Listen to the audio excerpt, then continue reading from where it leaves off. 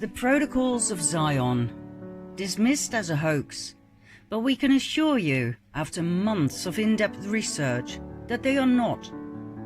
They were slightly altered, yes, but they are not a hoax. In 24 protocols, the elders of Zion described their vision of the world, its population, and their ultimate goal: absolute world dominance and a one-world government.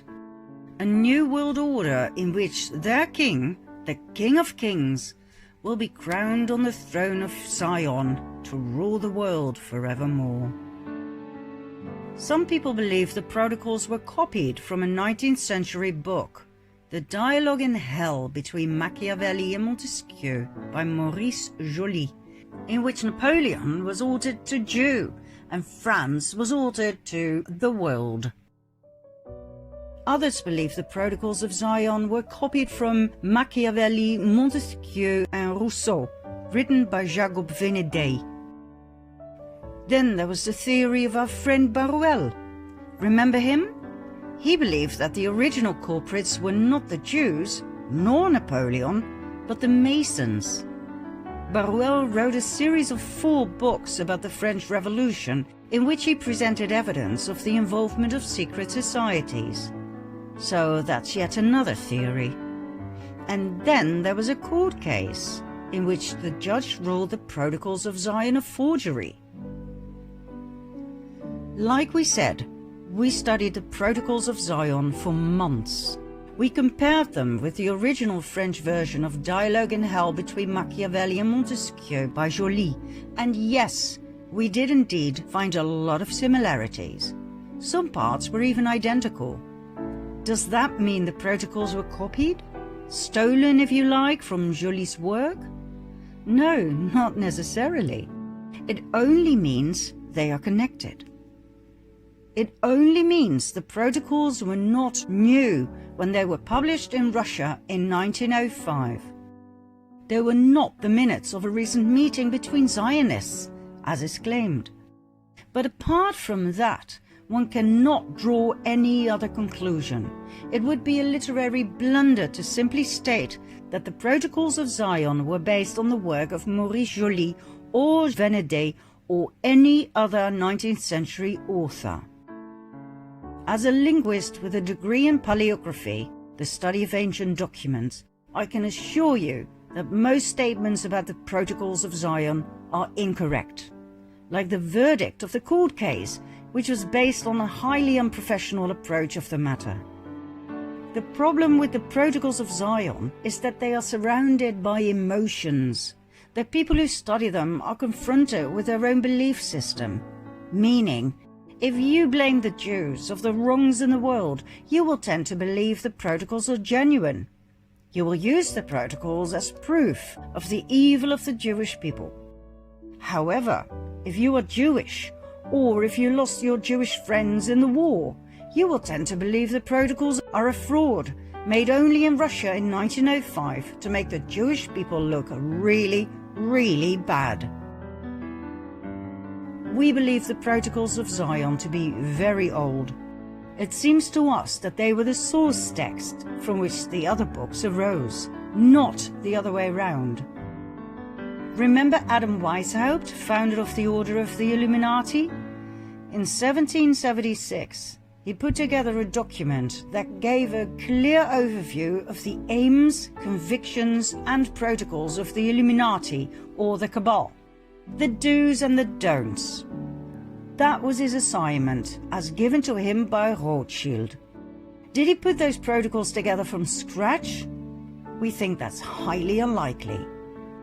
What if the original protocols were given to him by Rothschild? Remember the Constantinople letter given to Adam Weishaupt by Rothschild?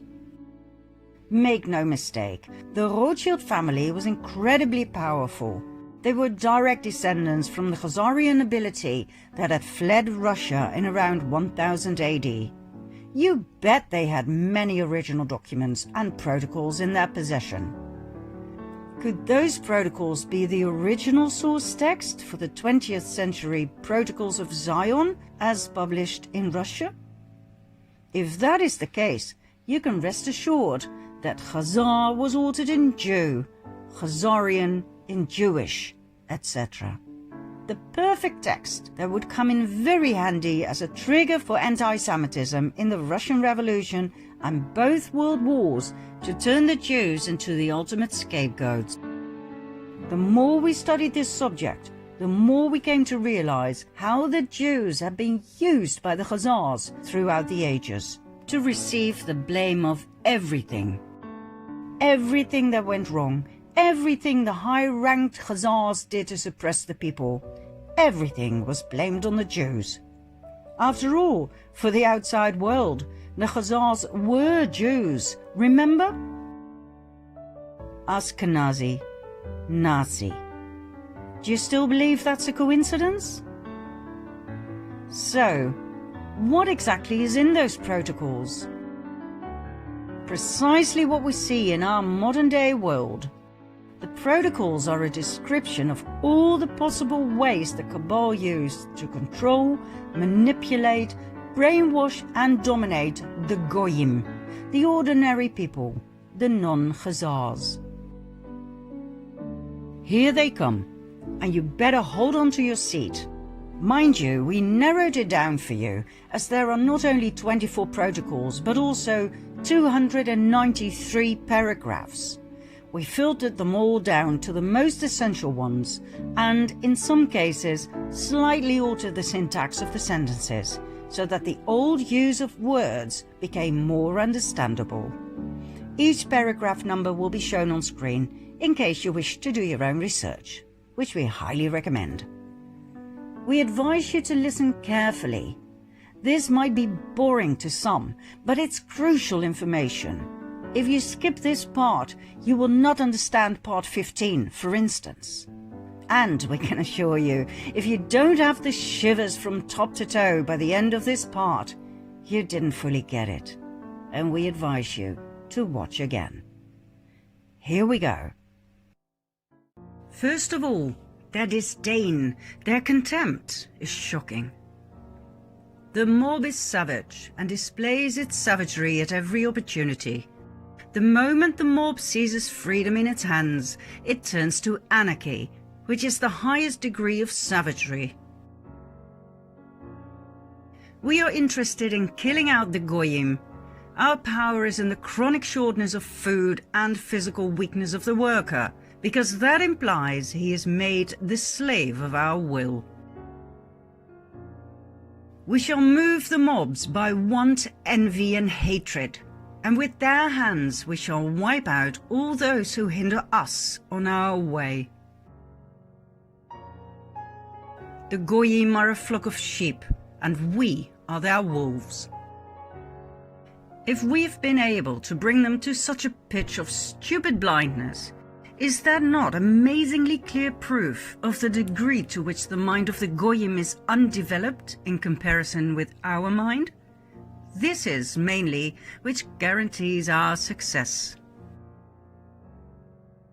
The presidents are mere puppets on their strings. We replace the ruler of the republics by a caricature of a government, by a president taken from the mob, from the midst of our puppet creatures, our slaves.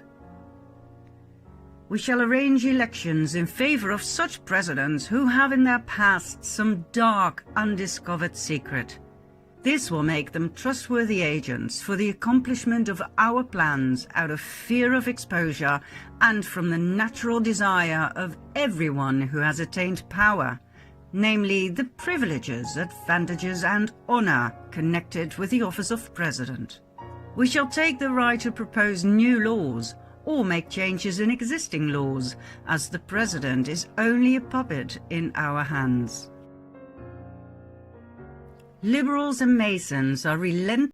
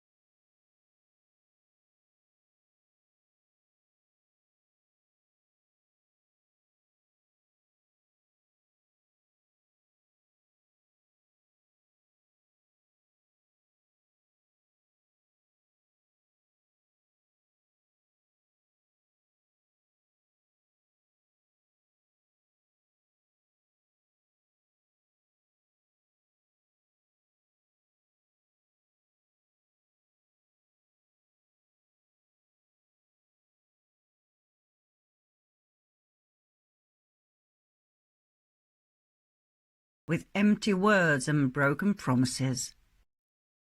We shall raise the rate of wages, which, however, will not bring any advantage to the workers, for at the same time we shall produce a rise in prices of the basic necessities of life, claiming that it arises from the decline of agriculture and cattle breeding. There is another reason why they will close their eyes, for we shall keep promising them to give back all the liberties we've taken away as soon as we have quelled the enemies of peace and tamed all parties. We shall distract them with amusements, games, pastimes, passions, people's palaces.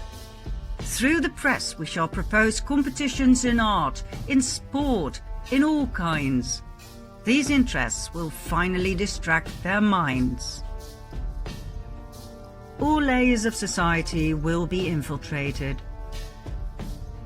It is from us that the all-engulfing terror proceeds. We have in our service persons of all opinions, of all doctrines, restaurating monarchists, demagogues, socialists, communists, and utopian dreamers.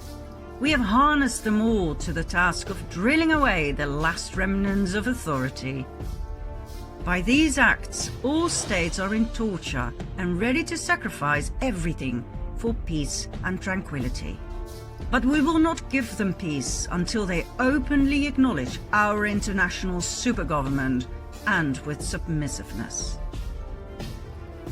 We have got our hands into the administration of the law, into the conduct of elections, into the press, into liberty of the person, but principally into education and training as being the cornerstones of a free existence. The administrators whom we shall choose from among the public with strict regard to their capacity for obedience will not be persons trained in the arts of government, and will therefore easily become pawns in our game, in the hands of men of learning and genius, who will be their advisers, specialists bred and reared from early childhood to rule the affairs of the whole world. We shall surround our government with a whole world of economists. Around us will be a constellation of bankers, industrialists, capitalists, and the main thing, millionaires, because everything will be settled by the question of figures. Who will ever suspect that all these people were stage managed by us, according to a political plan which no one has so much as guessed at in the course of many centuries? The ultimate threat. You may say that the Goyim will rise upon us, arms in hand, if they guess what is going on before the time comes. But in the West we have against this a maneuver of such appalling terror that the very stoutest hearts quail.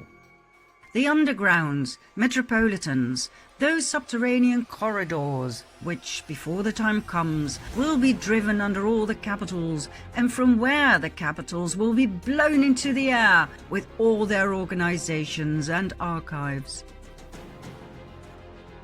They will cause mayhem. We have stirred up every form of enterprise. We have armed all parties. We have set up authority as a target for every ambition. Of states, we have made gladiatorial arenas where a lot of confused issues contend. A little more, and disorders and bankruptcy will be universal. This hatred will be further magnified by the effects of economic crises, which will stop dealing on the exchanges and bring industry to a standstill. Universal economic crises whereby we shall throw upon the streets whole mobs of workers simultaneously in all the countries of Europe. These mobs will rush to shed the blood of those whom they have envied from their cradles in the simplicity of their ignorance, and whose property they will then be able to loot. Remember the French Revolution? The secrets of its preparations are well known to us, for it was wholly the work of our hands. There will be a transition period. In order to put public opinion into our hands, we must bring it into a state of bewilderment by giving so many contradictory opinions that the Goyim will lose their heads in the labyrinth and come to see that the best thing is to have no opinion of any kind in political matters. In order for the people to become accustomed to obedience, it is necessary to give lessons of humility and therefore to reduce the production of articles of luxury. We shall re-establish small master production, which will mean laying a mine under the private capital of manufacturers. In the resulting chaos, people will fail to understand one another. It will discourage any kind of personal initiative, which might hinder our affair in any degree. There is nothing more dangerous than personal initiative. If it has genius behind it, such initiative can do more harm to us than can be done by millions of people among whom we have sown discord. We must so direct the education of the Goyim communities that whenever they come upon a matter requiring initiative, they may drop their hands in despairing impotence.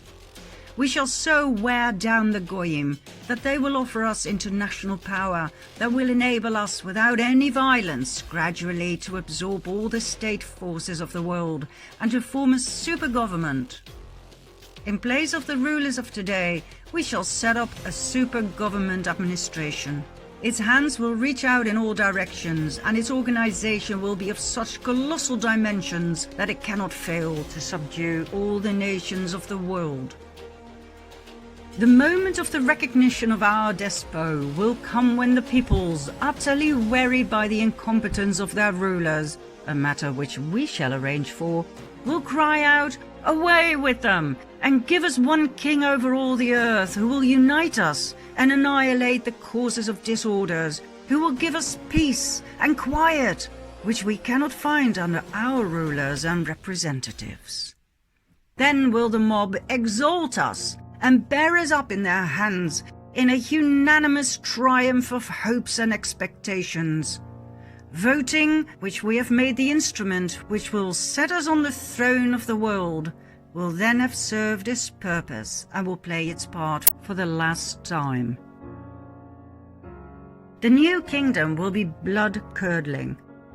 We shall create an intensified centralization of government in order to grip in our hands all the forces of the community. We shall regulate all the actions of the political life of our subjects by new laws. These laws will withdraw one by one all liberties of the Goyim, and our kingdom will be distinguished by a despotism of such magnificent proportions that we can wipe out any Goyim who oppose us by deed or word.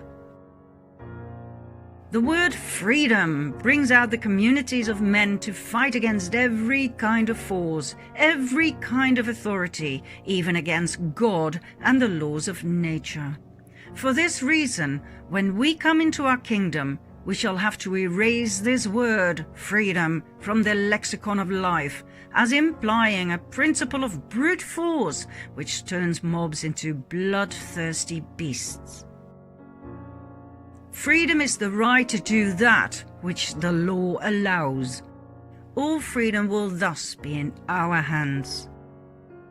In our programs, 1/3 of our subjects will keep the rest under observation from a sense of duty, on the principle of volunteer service to the state. It will then be no disgrace to be a spy and an informer, but a merit.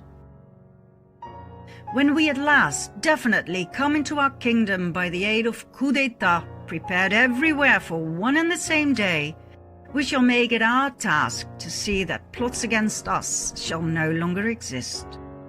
With this purpose we shall slay without mercy all who take arms to oppose our coming into our kingdom. Every kind of new institution of anything like a secret society will be punished with death. Those now in existence are known to us, serve us, and have served us. But we shall disband them and send them into exile to continents far removed from Europe.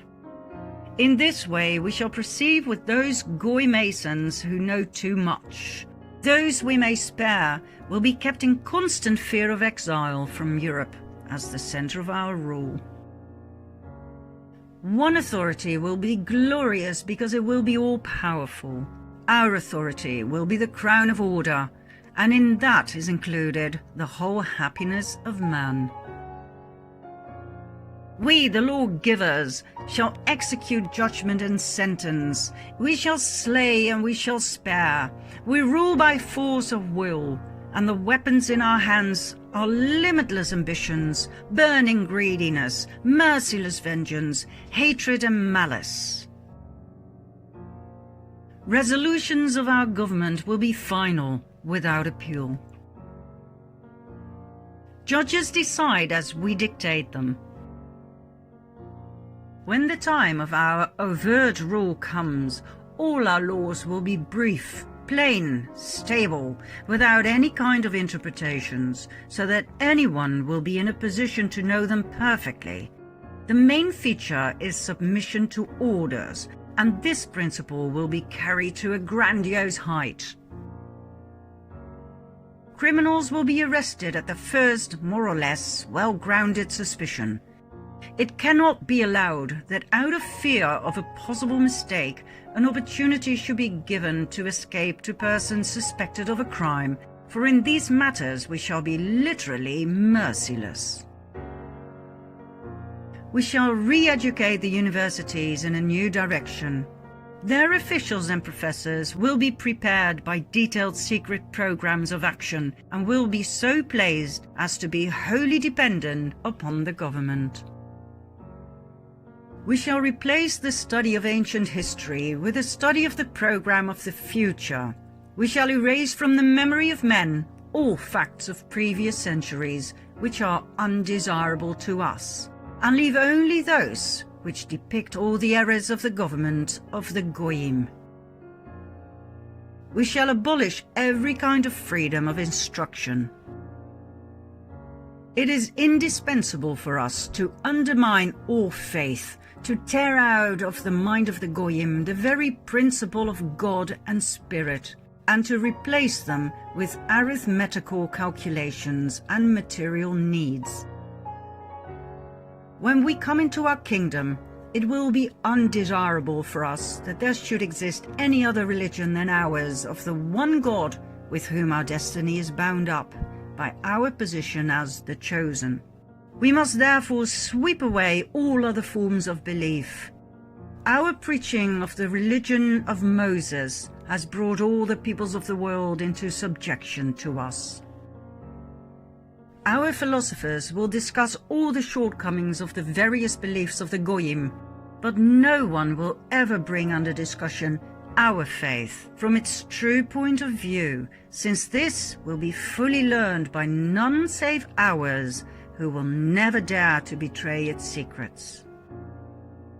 Freedom of the press, the right of association, freedom of conscience, the voting principle must disappear forever from the memory of man and undergo a radical alteration the day after the promulgation of the new constitution.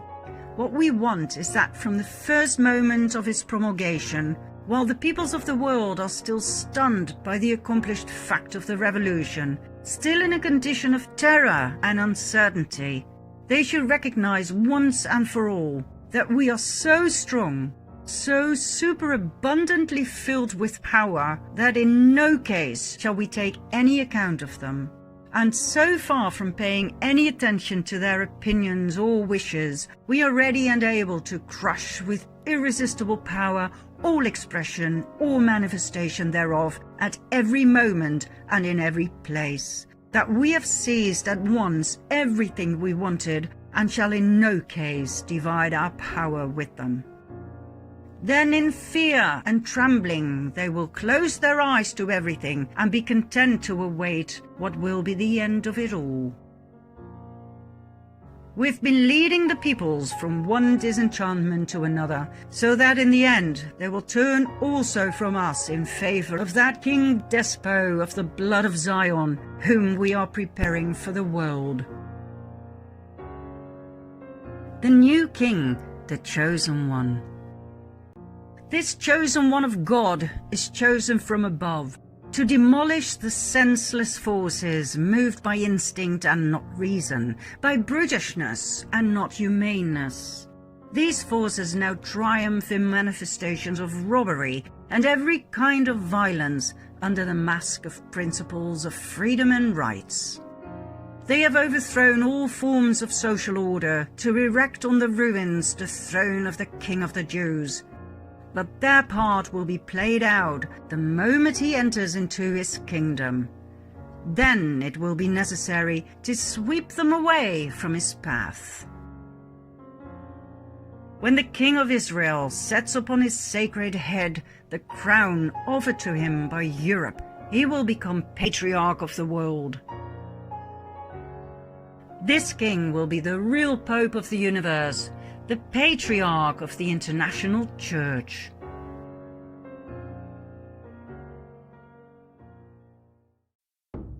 The protocols of Zion portray the world as it is today. Well, almost. The Khazarian King of Kings is not on the throne in Jerusalem just yet. The world population has not begged the Cabal to bring order out of chaos just yet. But are we far away from their end goal? Follow me to part 5.